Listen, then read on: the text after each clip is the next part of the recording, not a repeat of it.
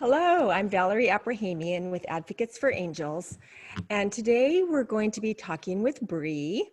And Bree has a daughter, Aria, who's on an IEP. And I've been working with Bree for a little over a year now. And she's not only my client, where I actually advocate for her and go to IEP meetings with her, but she also was a IEP, ultimate IEP course participant in my virtual academy. So Bree has two perspectives that we're going to be talking about today. Actually hiring an advocate and working with an advocate, working with me over the past year and a half, and also taking the course at the same time. So we've done a lot of progress since Bree first hired me. And that's what we're going to be talking about today.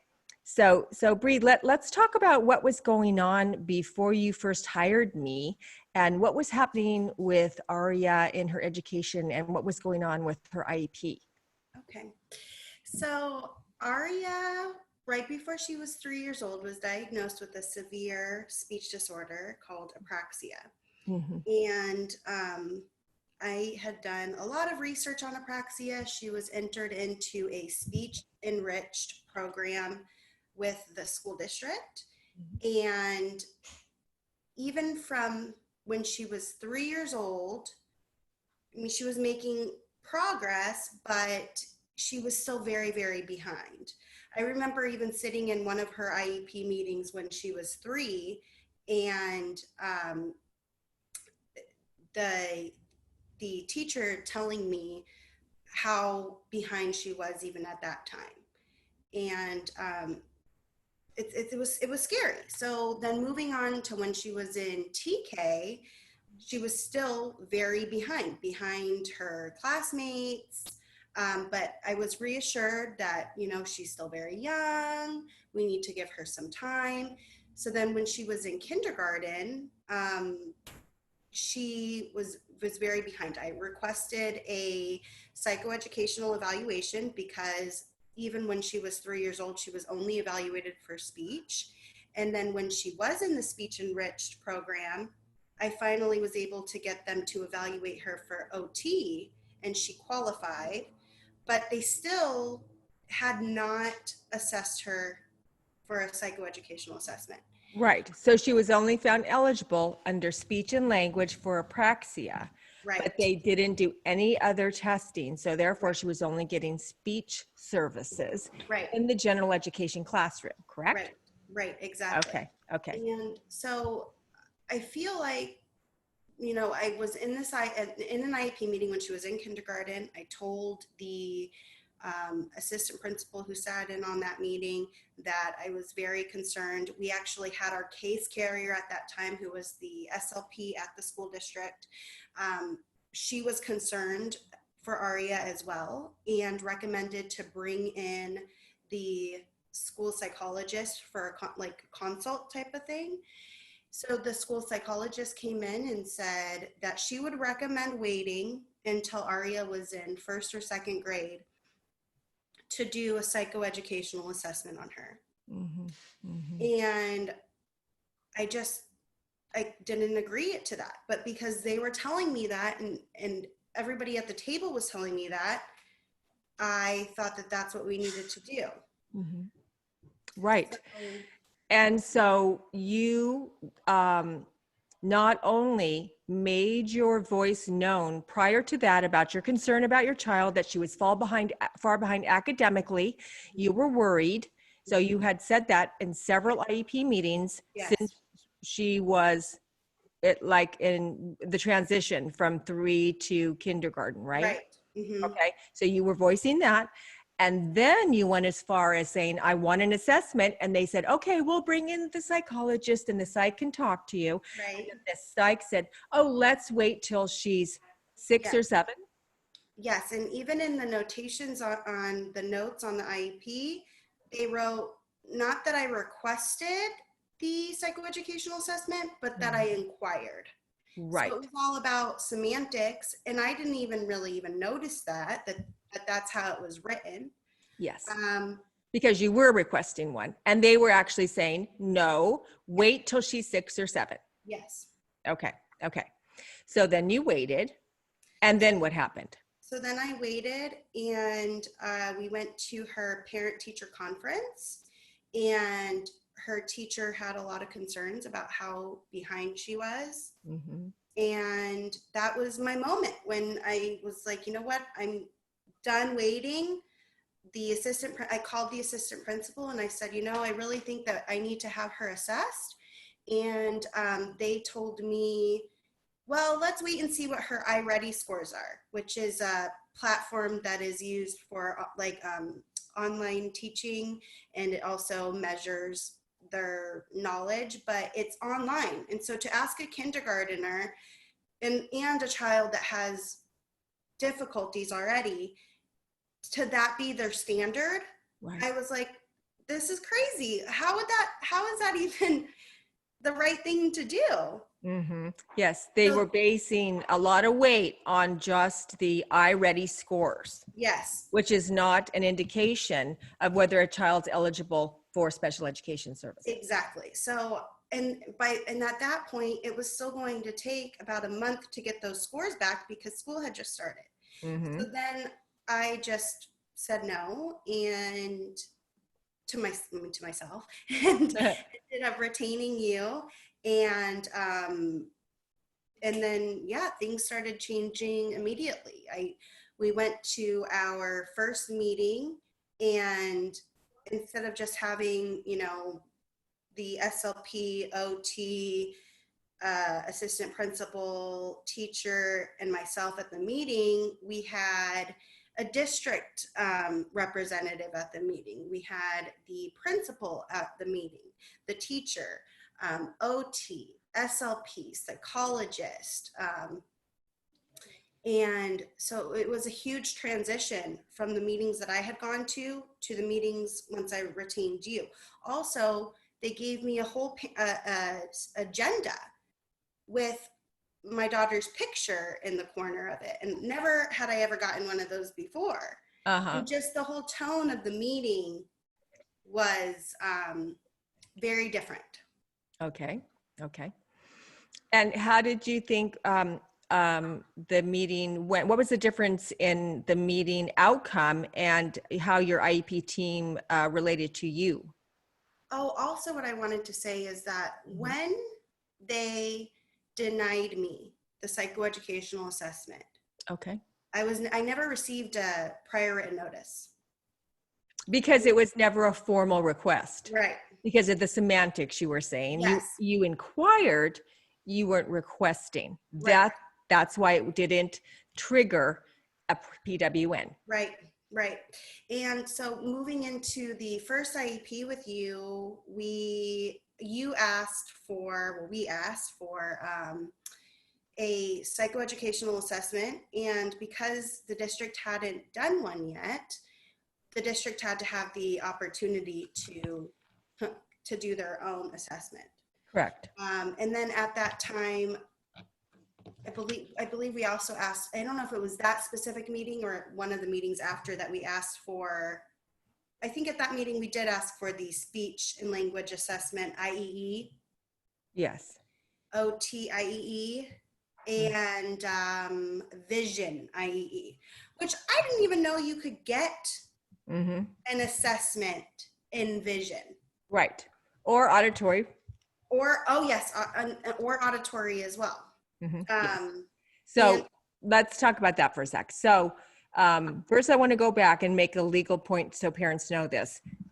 So to avoid having what happened with Bree, because Bree didn't know yet, she knows now, but she didn't know then, that all she had to do was put in writing in an email, I am formally requesting a psychoeducational assessment for my child.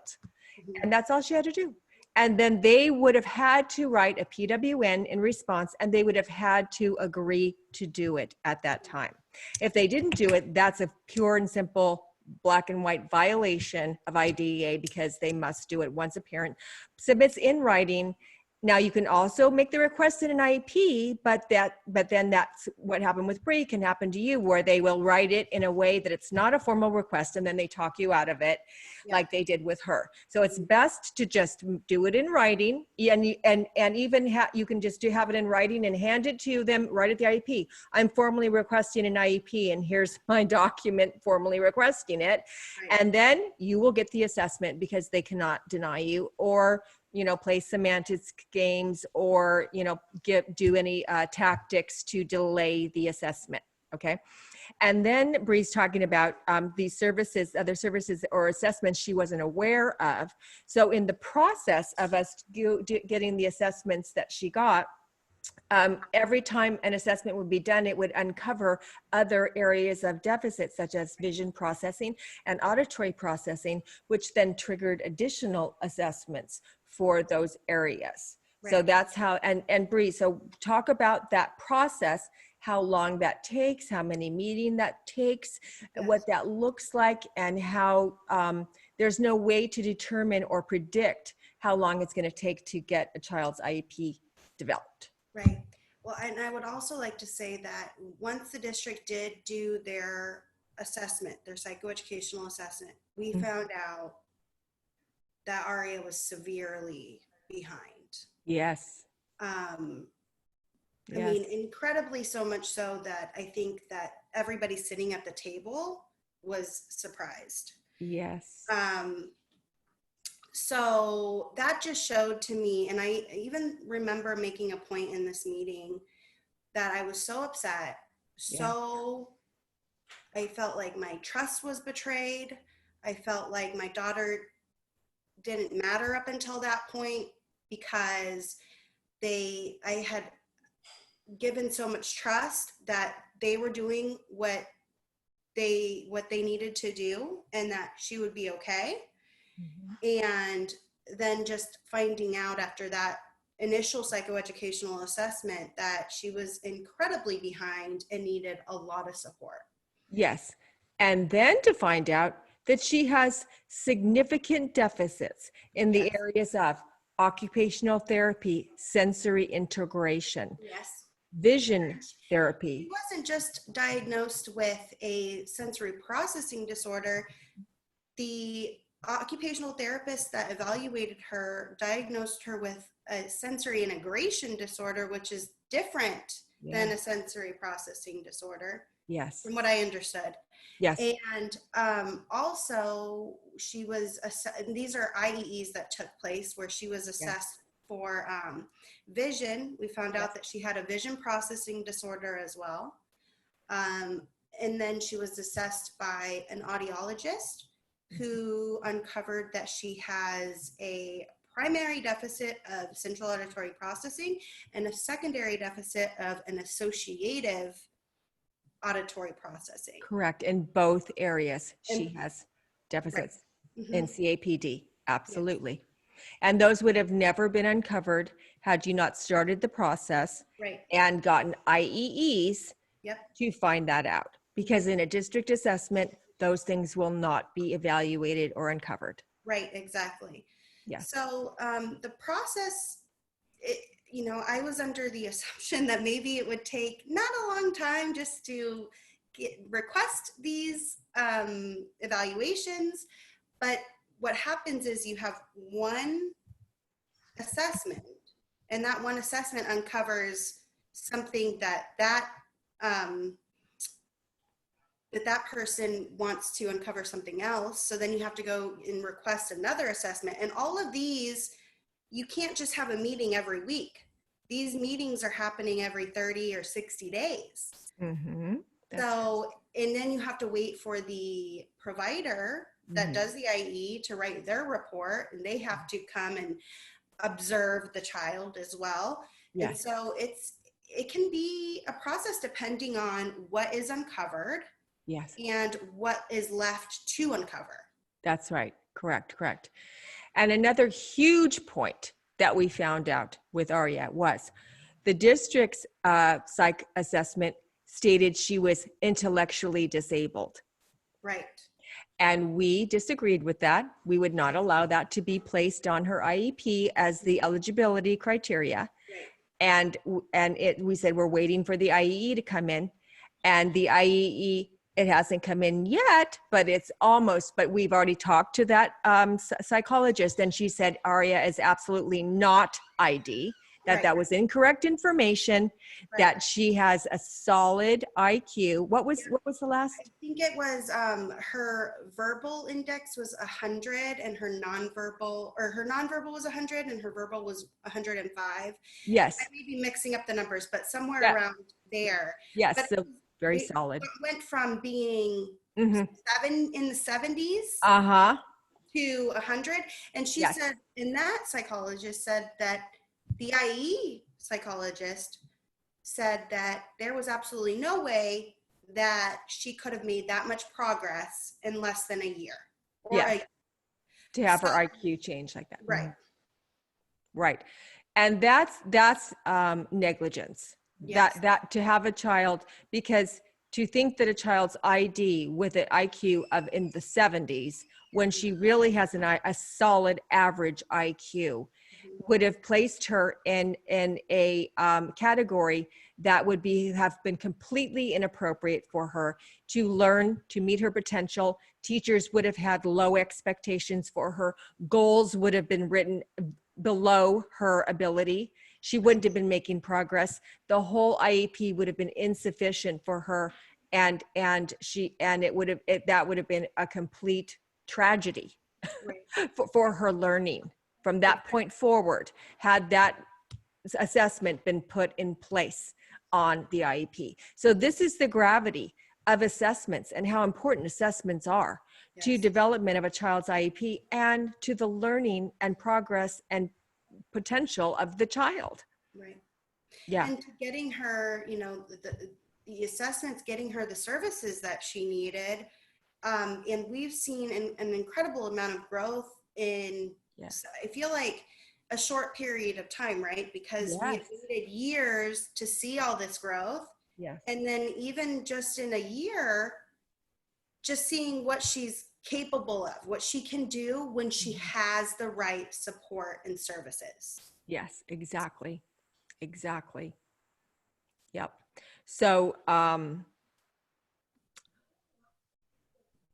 Bree, what do you, what can you tell parents about your journey in learning how to become a parent advocate along the way? Because you were taking my course as we were moving through this process. So you were really getting an intensive on IDA and the IP process while you were seeing it in real time, and we were doing it for Aria. So Right. what was that like, and what can you tell parents about your learning curve? So I think one of my biggest takeaways was not to resent what had happened, and that I really had to let go of those feelings of being upset. And then also that it's a team process, and the school district doesn't have all the say. The SLP, the principal, the OT, the psychologist, they don't have all of the say in this. It's a team, it's a collaborative measure. And I have just as much input and say as they do. Yep. So I felt like that was huge for me, just understanding that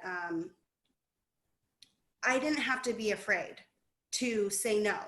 And I don't have to be afraid to say, well, I don't really agree with that. Let's circle back and find something that we can both agree on. Mm-hmm.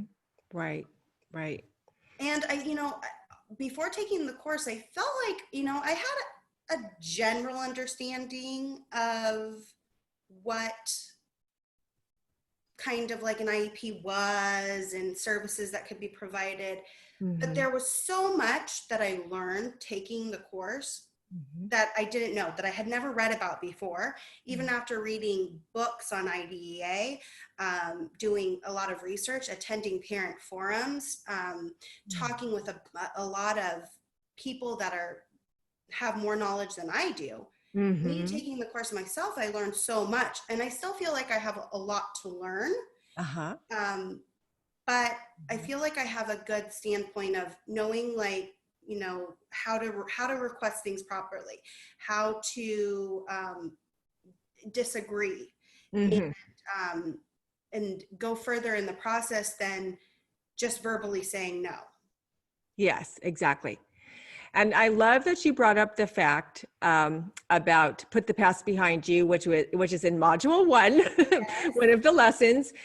We talk about a parent's emotional well-being in the process because and you put it so well, Bree, about that we're an IEP team and Right. that we are working with people, and these people are working with your child, and they want to see her progress and do well too.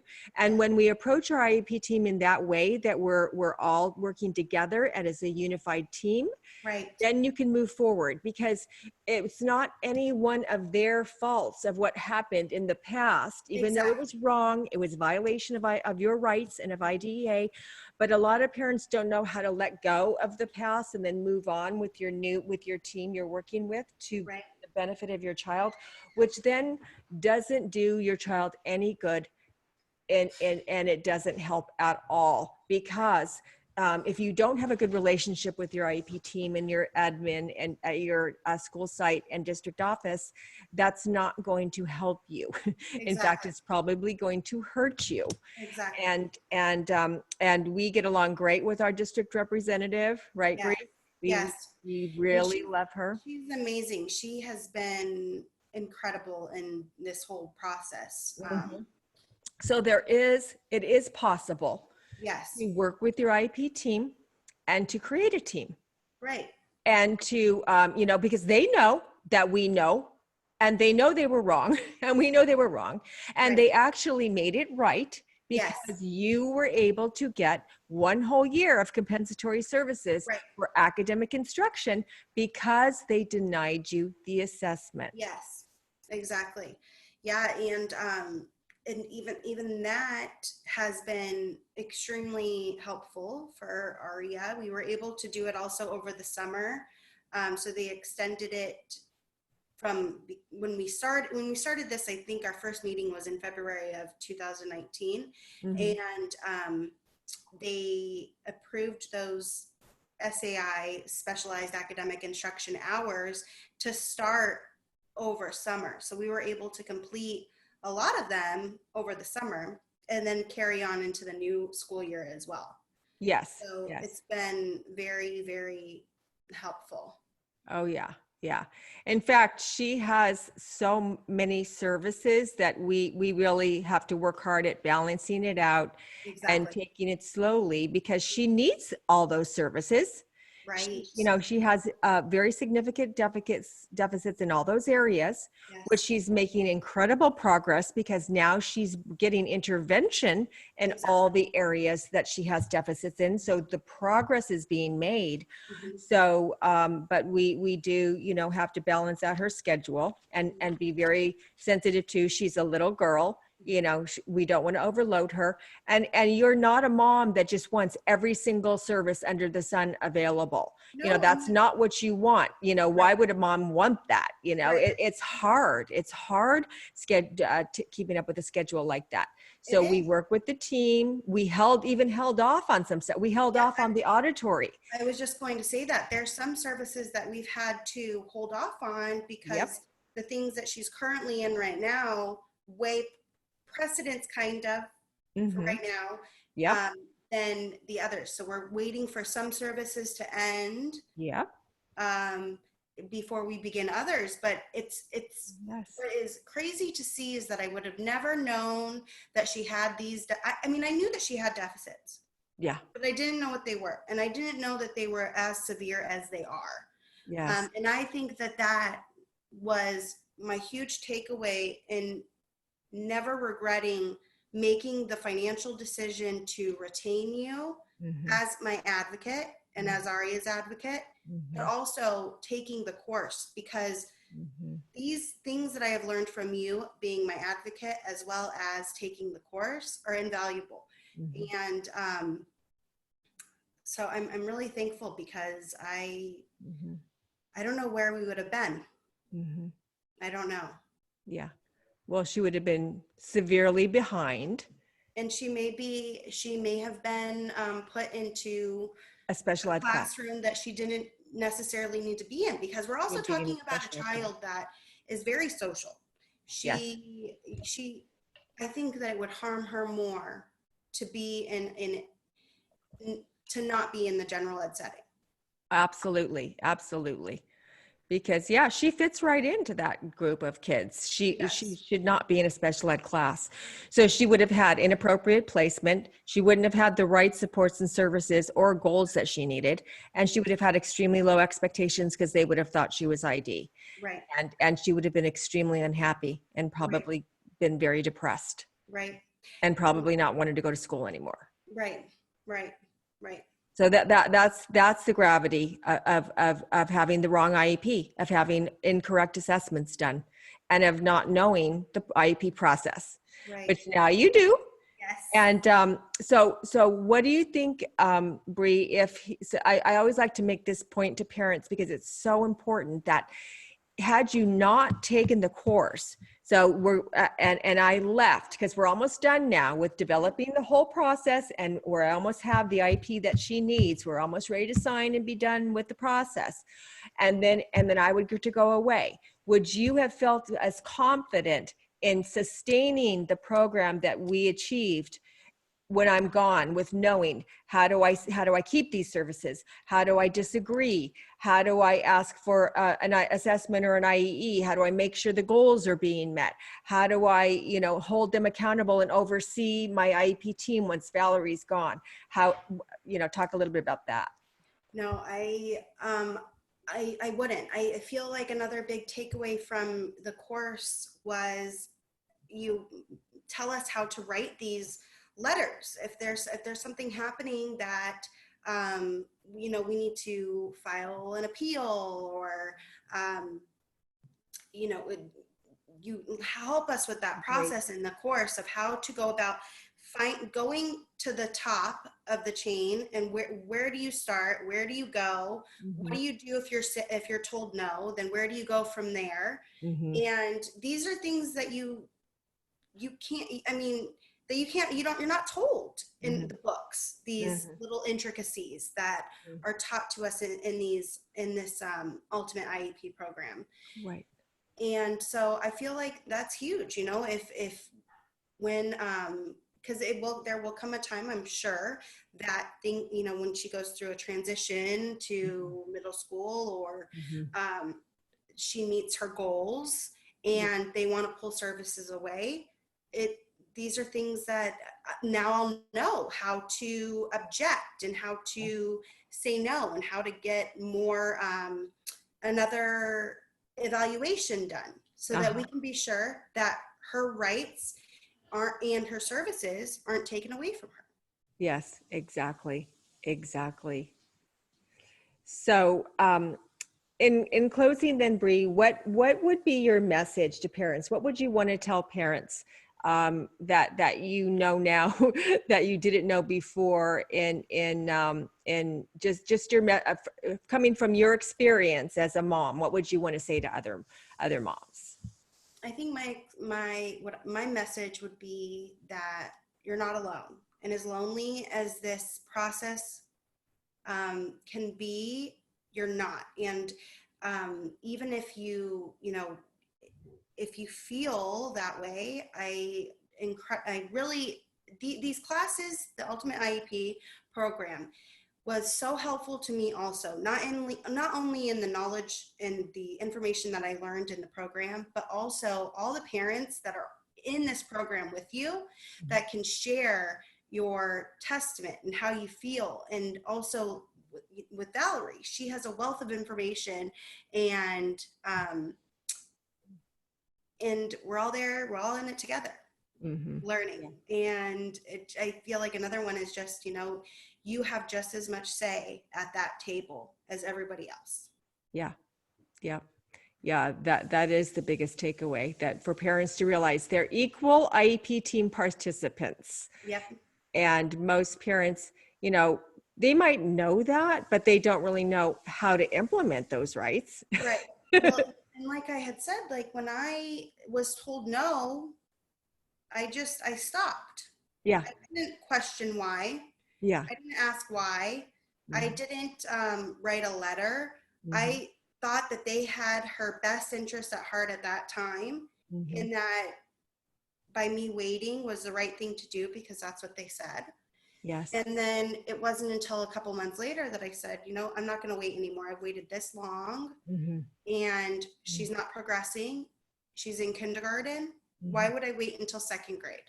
No, there's no reason to wait. And that thinking is just so odd because, you know, kids can be found eligible for an IEP when they're 3 years old. Exactly. I mean, and So she was eligible for an IEP at yeah, 3 years old, but if we had uncovered these full things, assessment. Mhm. but there was a full assessment done when she was 3, we may have not been here now. Probably because we wouldn't have done a vision assessment. Right. We It wouldn't would have have had been all these needed to be IEPs. developed more. Right. Mhm. Exactly. Yeah.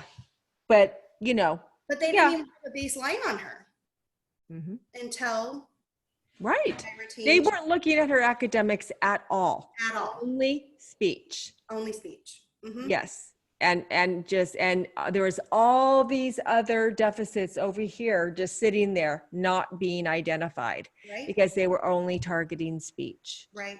And it wasn't the full picture of the child No. in any way, shape, or form. Right. And so yeah, so you have a huge very powerful story, and it's a really big testament to the gravity of parents understanding their rights, getting help, and learning and studying how the IEP process and understanding the IEP process, because we're talking about the future of your child's education, Right. them reaching their potential, and then Right. their life after high school. Exactly. Because if she would have been placed in a special ed class, she was at risk of not getting a diploma Mm-hmm. and had that ID label on her for the rest of her life, which would have damaged her potential for the rest of her life. Right. And I feel like it's scary to look into the future, but that's the gravity. Yes. Because Mm-hmm. yes, we could say, oh, well, that's a long time from now. We're talking about high school and she's 7 years old. But time passes so quickly. And unless you get a handle and know what you're doing Mm-hmm. and either hire an advocate or get yourself. And the other thing that I want to say too about the course is that, yes, you could read IDEA. You could, Yes.